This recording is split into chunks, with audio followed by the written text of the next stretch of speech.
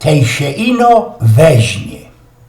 Do jednego kapelunka przylazła baba, którego chciała się wydać, no ale miała już z korzy Czechopów. No, wiedzą oni, paniczko, w tej sytuacji, podług prawa kanonicznego, same oni miarkują, nie mogą wam, paniczko, dać ślubu. No ale wiedzą oni przewielebny i obecnycołki, czos jezech czysto, niewinno, jeżech jest se junkwera. A jakoż to? Ano, to jest dugachno geschichta, wyłoża wam kapelunku wszystko genau.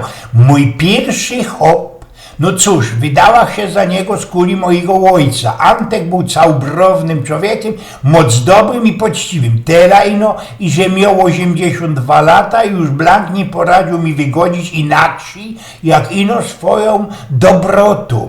Dałach Borochowi ino 5 miesięcy szczęścia.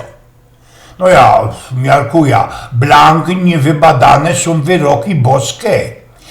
Drugi mój hop już był młodym, stopierońsko-sztramskim oficjerem policajtów. Bildowany, wyszportowany, poradził godać w roztomajstych językach, szumnie się zapowiadał, sztajgnąłby wysoko, ale miał szlechtowno raja. Na gyszyn ślubny erbnął od kamratów motorcykel. No i chciał się zjechać.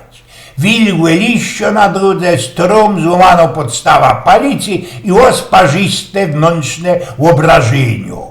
Mój rostomiły lojzik przynajmniej nie cierpiał. Ja, miarkuję, łączyko kapelunek, herzlich, gortko wam współczuję. A ten trzeci hop, jak długo to zetrwało? Ano, 10 lat. 10 lat i padocie, że bez tej cołki czos, nic.